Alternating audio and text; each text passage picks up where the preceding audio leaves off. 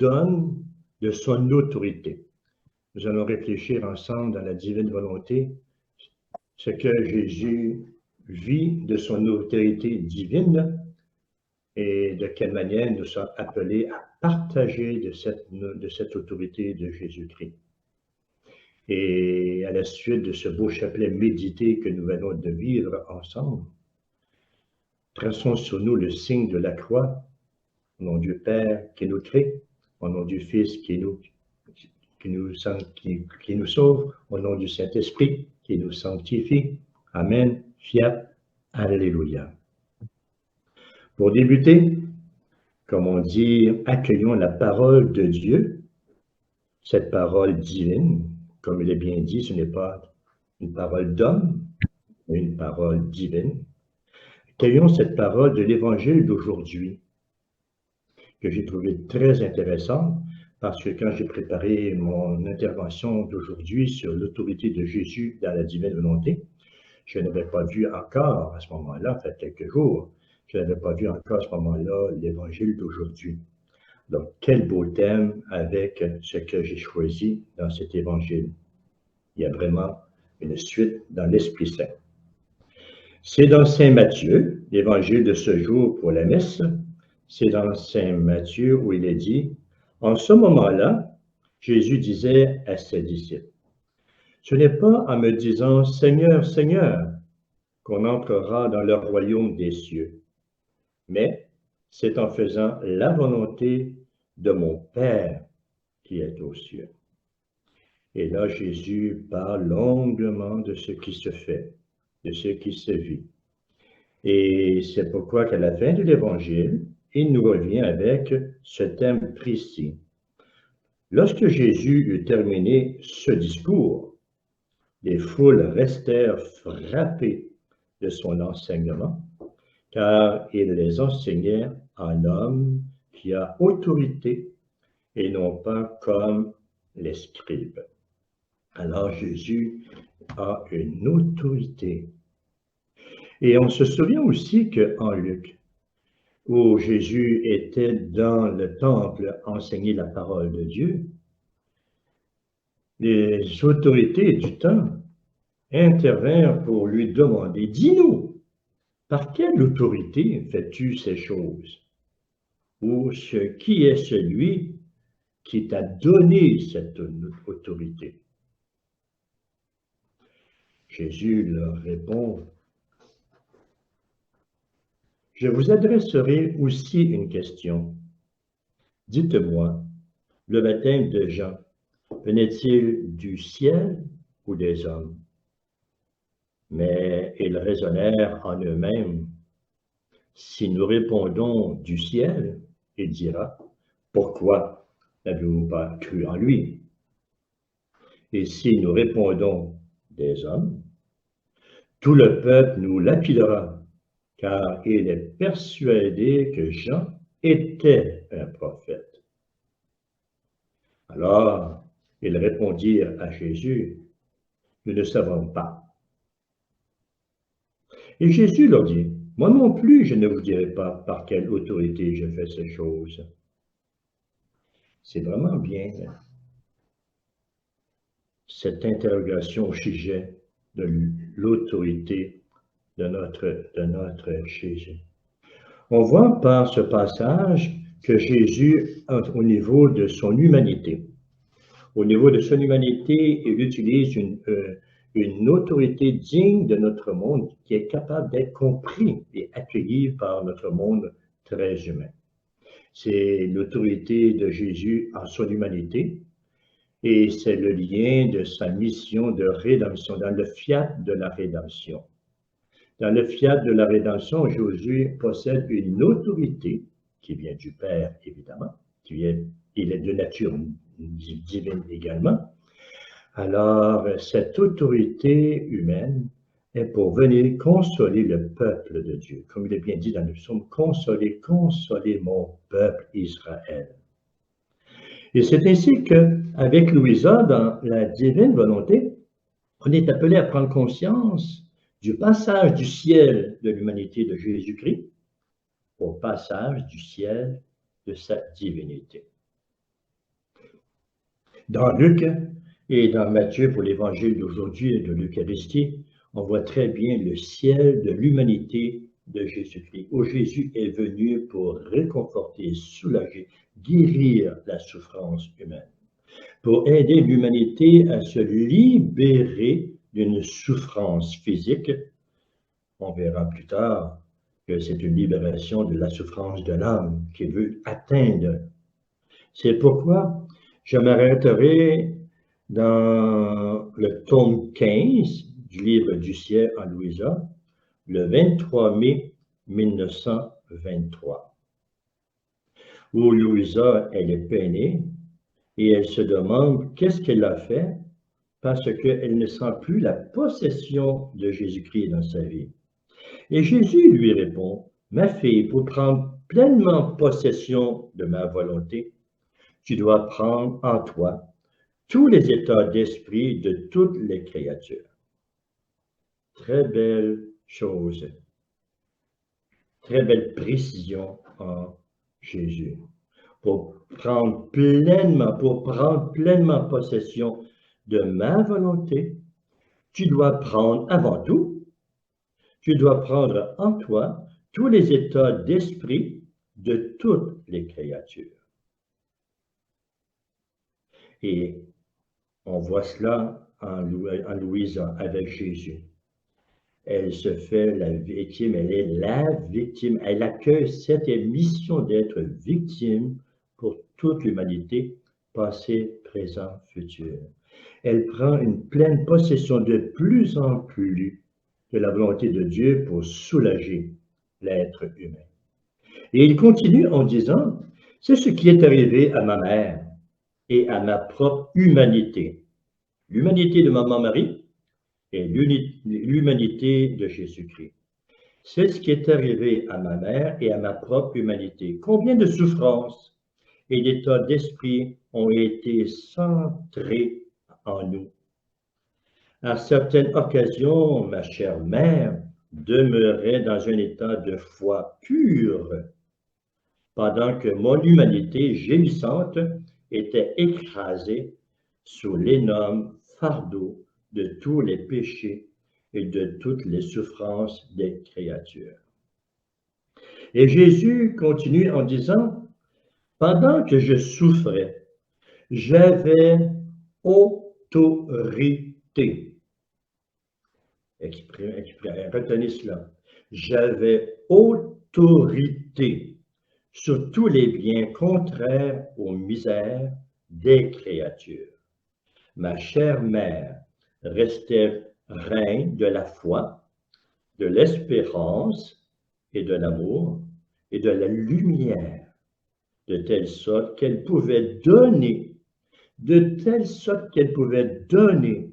la foi, l'espérance, l'amour et la lumière à tous, à toutes les créatures, à tous ses enfants, depuis Adam jusqu'à la dernière créature. Pour pouvoir faire ainsi, il faut d'abord centrer en soi toutes les misères des créatures et, avec résignation et amour, changer le mal en bien, la noirceur en lumière, la froideur en feu. Ma volonté est plénitude, et quiconque veut vivre en elle doit prendre autorité. Très important, retenez cela là. Je recommence cette petite phrase. Ma volonté est plénitude, et quiconque veut vivre en elle doit prendre autorité sur tous les biens possibles et inimaginables dans la mesure où c'est possible pour une créature, dans la mesure que c'est possible pour Louisa, dans la mesure que c'est possible pour chacun d'entre nous. Que de bien je peux accorder à tous, ou bien ma mère Si nous ne donnons pas, c'est parce que c'est parce que personne ne veut nous recevoir. Nous donnons parce que nous avons tout souffert. C'est donc dire que si Jésus a autorité pour transformer toute misère en joie, en lumière, etc., comme il est dit, c'est qu'il a pris sur lui toute la souffrance humaine. Il a épousé notre souffrance humaine, notre humanité. Et de même, notre Mère Marie, la co-rédemptrice. Ils ont en eux cette force divine pour venir soulager la souffrance humaine. Et Jésus dit, pour participer pleinement à la volonté de Dieu, il faut prendre possession de ces souffrances de l'être humain. Et Jésus nous dit qu'il nous partage de cette autorité. Parce qu'il dit bien à ses apôtres, en Luc, il nous dit, je vous ai donné l'autorité. Jésus nous donne de son autorité. Jésus nous partage de son autorité. Je vous ai donné l'autorité de marcher sur les serpents et les scorpions et sur toutes les puissances de l'ennemi, et rien ne pourra vous faire de mal. Et vous allez transformer toute cette souffrance, comme il nous a bien dit. Nous transformons toute cette souffrance parce que nous sommes en communion d'amour et de rédemption pour le salut de nos frères et de nos sœurs. Ça fait partie du fiat de la rédemption. Nous sommes en communion avec eux pour tout transformer. En centrant sur nous-mêmes, nous avons la capacité de transformer toutes les misères et de changer le mal en bien, la noirceur en lumière et la froideur en feu. Être capable de transformer les cœurs froids en leur donnant, en faisant surgir en eux le feu sacré divin, ce qui est plus précieux en nous. C'était le passage sur le tome 15, le 23 mai 1923. Faisons un autre pas. Allons au tome 4 maintenant. Le tome 4, le 25 novembre 1900, où il est bien dit que c'est dans la nature du véritable amour de transformer les souffrances en joie et l'amertume en douceur. Ça fait partie de cette autorité divine qui peut nous être donnée si nous sommes capables de l'accueillir pleinement, comme le Seigneur dit.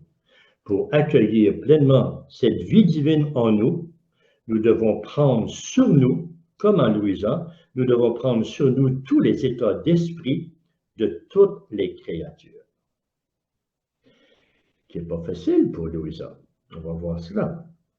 Petite parenthèse. Louisa, là, ouf! Et nous-mêmes d'ailleurs. Alors, le 25 novembre 1900, ça fait partie de notre nature, de l'amour, de transformer les souffrances en joie et l'amertume en douceur, parce que nous souhaitons le mieux pour nos frères et nos sœurs en humanité. Et Jésus, dans ce passage, dit bien, « Ma fille, veux-tu savoir quand on accomplit vraiment une œuvre pour une personne qu'on aime? C'est quand, en rencontrant des sacrifices, de l'amertume et des souffrances, l'âme a la force de les changer en douceur et en délice. Par le partage, par l'amour, par l'entraide, en communion avec nos frères et nos sœurs. L'âme, ça fait partie de sa nature, car notre âme vient de Dieu, elle est de Dieu. Notre âme a la force de les changer en douceur et en délice, car c'est dans la nature du véritable amour de transformer les souffrances en joie et l'amertume l'amertume en douceur. Si la personne expérimente le contraire, imaginez-vous que ce serait possible qu'une personne, un être humain, une créature, vit le contraire. Au lieu d'apporter à l'âme la douceur qui transformait les souffrances en joie, c'était le contraire qui habitait l'âme. Le Seigneur dit, c'est signe que ce n'est pas le véritable amour qui agit dans l'âme. Alors, il y a ce combat en nous, un combat possible, où dans notre âme, il y a cette nature qui vient de Dieu, ou qu'on veut le bien de nos frères, à cause de la faiblesse humaine, du péché, l'âme se réjouit de la souffrance de l'autre et même veut même l'amplifier. Le Seigneur dit, c'est un signe que cet homme ne vit pas par amour. Ô combien d'œuvres on entend dire, je le fais pour Dieu. Mais si dans les contrariétés de la vie, on revient en arrière, on démontre que ce n'est pas pour Dieu qu'on agissait, mais pour son propre intérêt, pour les plaisirs qu'on éprouvait. Et cela est un signe d'inconstance. L'inconstance qui est un moment très important pour vivre pleinement dans la divine volonté. Toujours dans le tome 4, le 19 mars 1901. Jésus explique à Louisa la manière de souffrir. On se souvient que le premier passage, il nous est dit que pour vivre pleinement de la volonté de Dieu, nous devons prendre en soi tous les états d'esprit de toutes les créatures. Alors nous poursuivons dans ce désir de vivre pleinement dans la volonté de Dieu. Alors, le 19 mars 1901, Jésus explique à Louisa la manière de souffrir. Ce matin, je me trouvais tout opprimée et souffrante, surtout à cause de ma privation de mon doux Jésus. C'est une souffrance pour Louisa de se sentir privée de Jésus. Après une longue attente, dès que je le vis, il me dit, « Ma fille, la vraie manière de souffrir consiste à ne pas regarder ce qui vient des souffrances. De qui viennent les souffrances, de ce qu'elles contiennent, ni de ce que l'on souffre, mais à regarder le bien qui doit en résulter. Apprendre à souffrir, pas pour souffrir, mais pour voir le bien que ça va apporter. Ça nous fait comprendre les 24 heures. Jésus souffrant du début à la fin et il dit toujours encore des souffrances, plus de souffrances. Parce que Jésus voit le bien qui est en train d'atteindre un grand bien, le salut des âmes. C'est ainsi qu'il dit à Louisa, apprendre à souffrir dans la joie. Est-ce possible? Apprendre à souffrir dans la joie, c'est apprendre à regarder au-delà de la souffrance, de celui qui nous fait souffrir, du contenu de la souffrance, que ce soit vrai ou que ce soit faux, peu importe. Ce qui est beau de voir, c'est qu'à travers ces événements souffrants, le Seigneur nous donne de voir le résultat, le salut des âmes. Ou comme dirait Louisa, la capacité de fermer les portes de l'enfer pour qu'il n'y ait plus d'âmes qui se perdent, si c'était possible. Cela a été ma façon de souffrir. Je ne me suis arrêté ni au bourreau, ni aux souffrances, mais au bien que j'avais l'intention de faire par le moyen de ces souffrances. Jésus dit bien, par le moyen de ces souffrances, il accomplissait une grande œuvre, le salut de toute l'humanité. Quelle grandeur en Jésus! Pour le bien de ceux-là même qui me faisaient souffrir et en admirant le bien qui devait en résulter pour les hommes, j'ai méprisé tout le reste. Quand il dit qu'il a méprisé tout le reste, c'est-à-dire qu'il ne s'est pas arrêté à ses souffrances, comme il dit si bien, en amour divin surtout. On ne dit jamais, wow, wow, wow, c'est assez. Père, c'est assez, on arrête là. Tu as compris, mon Père? On arrête là. Dans son humanité, à 3 fois, il a tenté de dire au Père, éloigne de moi cette coupe. Mais se ressaisissant dans son humanité, la puissance de sa nature divine en lui a donné le courage de poursuivre. Allons jusqu'au bout. Allons jusqu'à sauver toutes les âmes de toute l'humanité entière.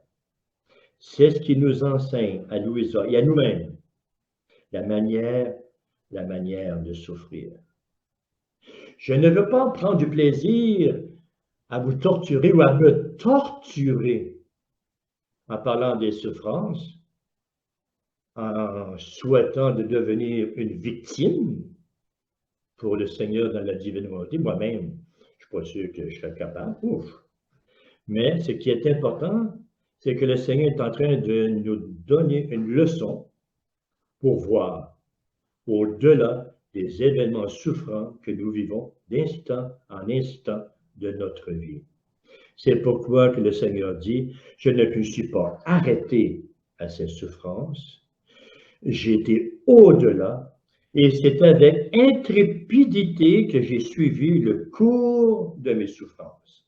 Les 24 heures de Jésus se continueront jusqu'à son dernier souffle sur la croix, jusqu'à sa mort. C'est ainsi que Jésus nous enseigne cette capacité de souffrir. Alors, revenons au 23 mai 1923, ma fille, pour prendre pleinement possession de ma volonté, tu dois prendre en toi tous les états d'esprit de toutes les créatures. Si tu veux partager ma vie, si tu veux partager la vie divine, comme il nous a dit, si tu veux entrer dans cette autorité qui est un attribut de Dieu dans sa divine volonté, un attribut de la Trinité, le Seigneur dit, tu dois accepter de tout prendre. C'est pourquoi qu'il enseigne à Louisa la manière de souffrir. Prochain passage, pour aller encore plus loin. Le tome 14, le 12 mai 1922. C'est le plus long, mais il est très révélateur sur cette autorité de Jésus en laquelle il nous appelle à vivre de partage et nous donne de cette autorité pour le vivre et partager avec lui afin que nous soyons actifs avec lui dans l'établissement du royaume sur la terre comme au ciel. 12 mai 1922. Ceux qui vivent dans la divine volonté participent à tout ce que Dieu réalise, à tout ce que Dieu accomplit dans sa divine volonté. Je me disais, qui pourrait dire quelle offense j'ai faite à mon cher Jésus? Encore là, Louisa se sent privée de la présence de Jésus-Christ. Pourquoi ne vient-il pas comme d'habitude? Comment la bonté du très saint Sacré-Cœur, qui succombe si rapidement devant ceux qui l'aiment, a-t-elle cru bon de résister à tant de mes appels? Et c'est continu comme cela, ou que Louisa se plaint de cette souffrance. Ma fille, que crains-tu? Regarde, afin que tu sois rassurée et que tu te sentes protégée. Je t'ai couverte de ce manteau de lumière pour qu'aucune créature ne puisse te faire de mal. On a vu cela tantôt avec notre mère Marie. Marie qui est couverte de cette lumière. La volonté qui enveloppait Marie de bonté, de charité, de grande espérance et de lumière. Je t'ai couverte de cette lumière. De plus, pourquoi perds-tu ton temps? Perds-tu ton temps si précieux à chercher comment tu aurais pu m'offenser? Le poison de la culpabilité ne doit pas entrer chez ceux qui vivent de ma volonté. C'est un point très important, la culpabilité. La culpabilité ne doit pas avoir de place en nous, dans notre âme qui cheminons dans la divine volonté. Et un peu plus loin, quand il parle de la sainteté de ma volonté est inséparable de moi. La sainteté de la divine volonté, on comprend bien.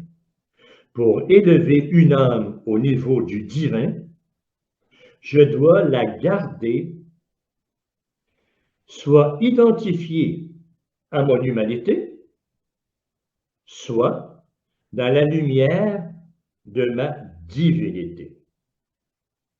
Jésus est en possession de ces deux identités, l'identité de son humanité, l'identité de sa divinité, pour que grandisse en nous la divine volonté. Je reprends cette petite phrase. Pour élever une âme au niveau du divin, la divine volonté, je dois garder cette âme, soit identifiée à mon humanité, soit à la lumière de ma divinité. C'est encore une fois le lien des 24 heures. Jésus qui nous fait passer du ciel de son humanité au ciel de sa divinité. La sainteté humaine, la sainteté divine. Je ne pourrais pas maintenir dans une âme une attitude d'agir dans ma volonté si mes actes et les siens ne font pas un. Nos actes et les actes de Jésus doivent devenir fusionnels. Nos actes dans les actes de Jésus doivent être un.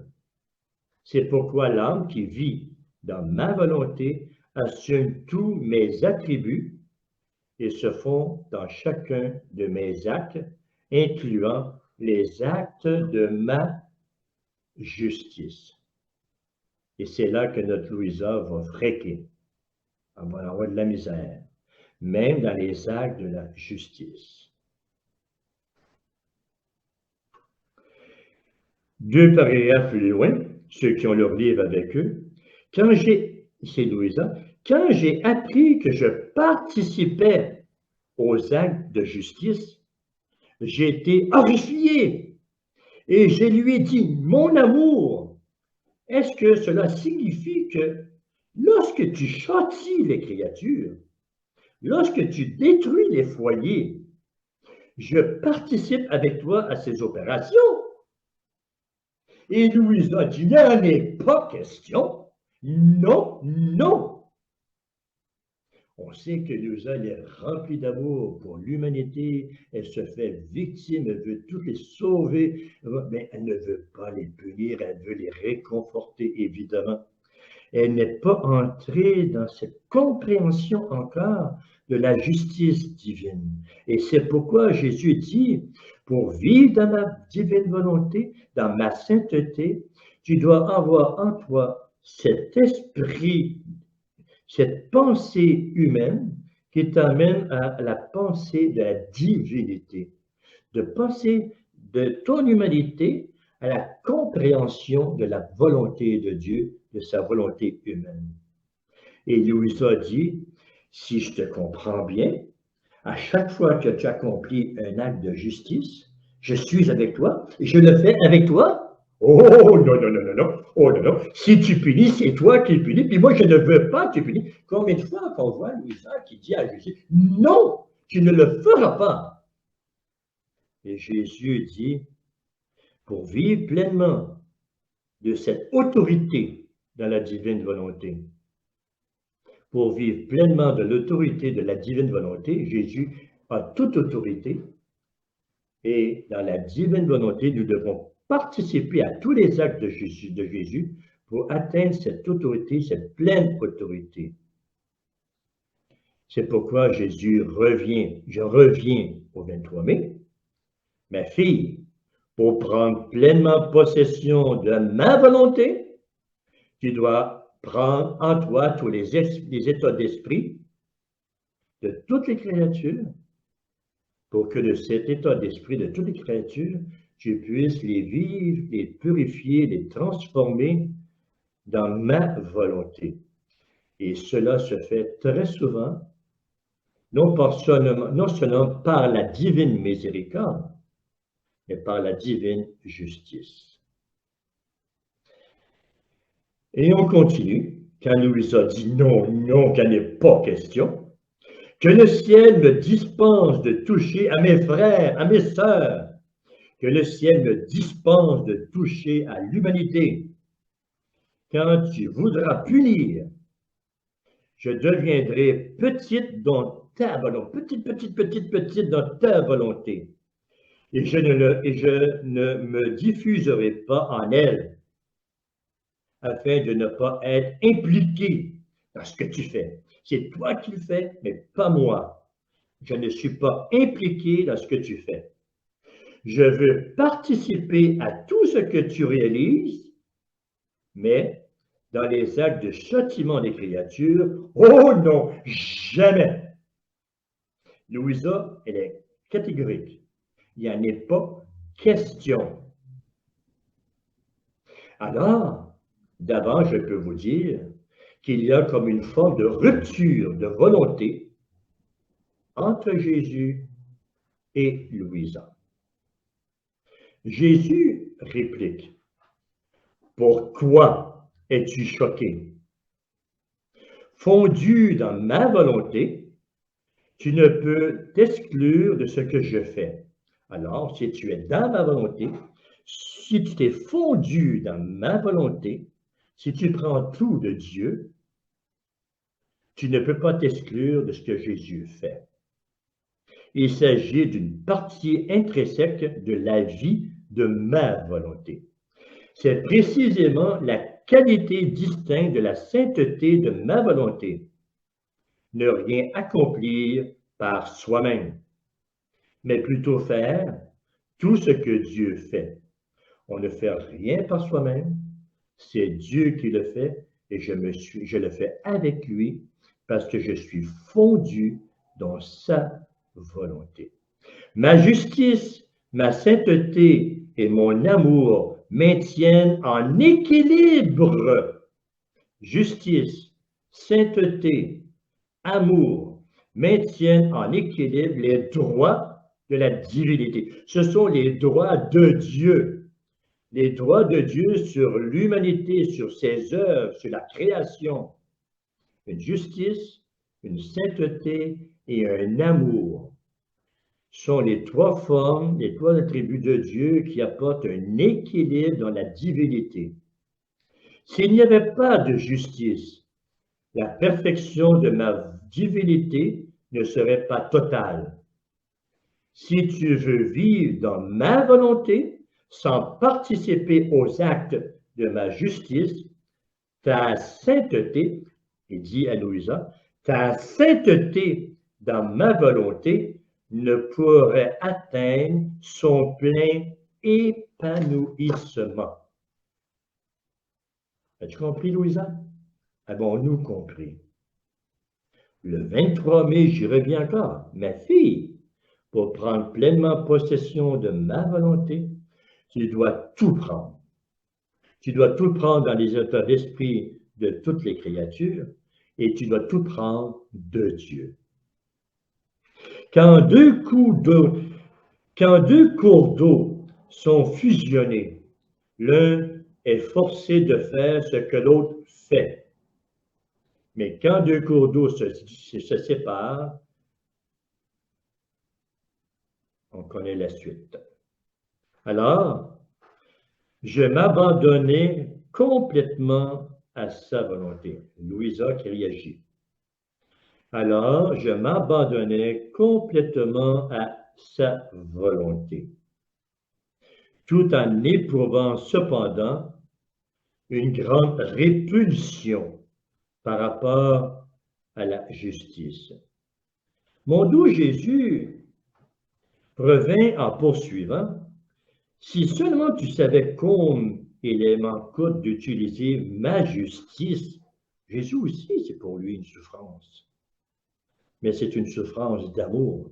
C'est une justice d'amour. C'est une justice remplie de l'amour divin, de la miséricorde divine pour les créatures. Et c'est ainsi que Jésus se poursuit à travers les choses de la vie, où il dit que son amour est rempli d'une justice qui, d'elle-même, conduit les hommes à se repositionner par rapport à leur création, par rapport à leur âme, par rapport à leur être. Ils sont de Dieu, ils sont en Dieu, ils sont pour Dieu et ils doivent retourner à Dieu. C'est ainsi que le Seigneur enseigne à Louisa que cette autorité qui est la divine volonté est une autorité qui, sur l'aspect humain, doit transformer tout. La misère en joie, la noirceur en lumière, la froideur en soleil, en chaleur, de transformer la volonté humaine à une volonté humaine divinisée. Le Seigneur veut diviniser chacun d'entre nous. Et le Seigneur dit bien, si cela a été donné à Jésus, si cela a été donné à Marie, c'est parce que tous les deux ne faisant qu'un, dans leur fiat, le fiat de Marie au fiat de Jésus, les deux ne faisant qu'un, ils ont épousé pleinement la nature humaine avec ses forces et ses faiblesses. Et à travers leur vie, leur fiat, ils ont la possibilité, ce pouvoir de transformer la misère humaine en bienfait divin pour chacune des âmes. C'est donné à Jésus, c'est donné à Marie. Et Louisa reçoit cette mission de participer à cette autorité de Jésus. Comme il est bien dit en Luc tantôt, je vous ai donné l'autorité. Jésus donne aux apôtres, dans le fiat de la rédemption, Jésus donne l'autorité d'agir sur l'être humain pour soulager la souffrance. C'est le désir de tous, libère-nous, guéris-nous. Et Jésus, tout au long de sa mission, les 3 ans de sa mission, dans la mission de la rédemption, il va soulager souffrance sur souffrance, guérir, soulager les infirmes et donner la vie, ressusciter. Il va tout faire, beaucoup de multitudes de miracles pour soulager la souffrance humaine. Et de là, dans la divine volonté, il nous fait passer au ciel de l'humanité, au ciel de sa divinité.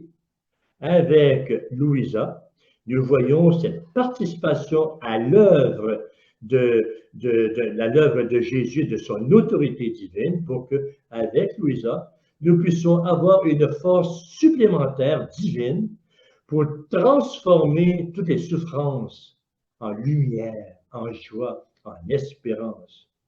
Ça ne veut pas dire qu'on abolit la souffrance, on la transforme.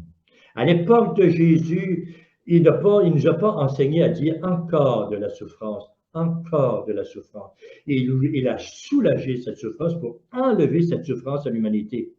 Mais dans le fiat de la sanctification, Jésus nous aide à comprendre le sens de la souffrance. Jésus explique très bien au tome 4 à Louisa ce qu'est la souffrance et comment on arrive à souffrir, à aimer la souffrance.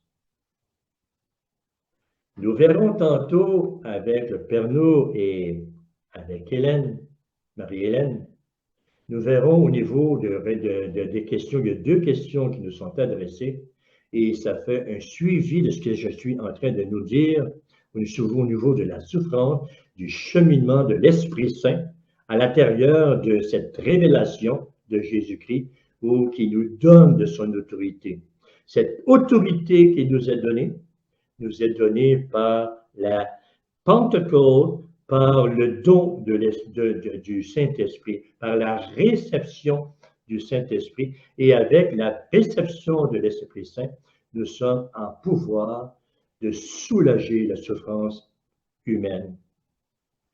Ce que je parle aussi au niveau du renouveau charismatique, au niveau du fiat de la rédemption, au niveau du fiat du corps humain, de la souffrance humaine, par le ministère, dans l'Esprit Saint, nous prenons autorité sur la souffrance pour soulager les personnes. Les personnes viennent à nous pour qu'on puisse les libérer de toute souffrance. Toujours dans le même Esprit Saint, dans la divine volonté, nous prenons autorité sur la souffrance pour lui donner un signe divin d'amour, de miséricorde, de lumière, d'espérance, de confiance et d'abandon à Dieu. On ne prie pas nécessairement pour que cette souffrance soit enlevée, mais pour que cette souffrance soit transformée. On voit le passage du ciel de l'humanité de Jésus au ciel de la divine volonté, au ciel de la divine volonté, oui. On voit le passage où on n'accueille pas la souffrance, on la rejette, on veut même trouver tous les moyens pour se débarrasser de la souffrance, même par l'intermédiaire de l'Esprit Saint, dans le ministère de libération, dans le renouveau. Et on passe à cette étape de dire qu'avec Jésus, nous sommes pleinement en autorité pour que cette humanité souffrante puisse entrer dans le royaume de la divine volonté, en disant avec Jésus, cette souffrance n'est pas le terme de ma vie, mais c'est le chemin qui me fait grandir dans les étapes de la vie divine. Ce que le Seigneur dit, je ne suis pas arrêté aux souffrances, j'ai vu au-delà de la souffrance. L'autorité de Jésus nous amène à voir au-delà de notre humanité, au-delà de nos souffrances, au-delà de nos conflits mondiaux, au-delà de nos conflits familiaux, au-delà de tout ce qui se passe au niveau de l'humanité. Ce sont des étapes de propulsion pour aller encore plus loin, plus haut, pour atteindre ce degré de vie divine dans le Seigneur. Et pour ceux et celles, les enfants de la divine volonté, c'est une autorité qui nous est donnée, l'autorité de faire comme lui, c'est-à-dire de nous donner le royaume. Il nous donne le royaume, nous accueillons ce royaume et nous le donnons. Et quand que nous donnons le royaume de Dieu, nous ne le donnons plus à la manière des hommes. Nous ne le donnons plus à la manière des hommes, mais nous le donnons à la manière de Dieu. Je ne suis plus venu et je ne suis pas là pour soulager la souffrance humaine, pour la libérer, pour libérer toute la souffrance humaine. D'ailleurs, la médecine et ses moyens de médication et autres ont le moyen de le faire. Je ne suis pas là pour libérer la souffrance, je suis là pour lui donner un sens nouveau dans le royaume de la divinité. C'est l'autorité dans laquelle le Seigneur nous appelle à vivre. Il nous donne de son autorité pour qu'on puisse conduire nos frères et nos sœurs au sens profond de la souffrance en Dieu. Ma fille, pour prendre pleinement possession de ma volonté, tu dois prendre en toi tous les états d'esprit de toutes les créatures, tous les états de vie en Dieu, pour que les deux ensemble ne font que, et de cette autorité, tu puisses grandir et faire grandir tes frères et sœurs dans les divines volontés. Ce qui a été donné à Jésus, ce qui a été donné à Anne-Marie, comme il nous est bien dit dans le tome 15, le 23 mai 1923. Alors, bonne continuité pour la période qui s'en vient, la période estivale. Je vous souhaite un bon été et comme on dit, ne lâchons pas. Soyons constants dans notre cheminement, dans nos lectures, dans nos prières, les 24 heures, les rondes. Soyons constants tout au long de cette période où le Seigneur continue à nous parler. Alors, c'est ainsi que se termine ce temps que je voulais partager avec vous et je vous bénis dans la divine volonté au nom du Père et du Fils et du Saint-Esprit. Amen.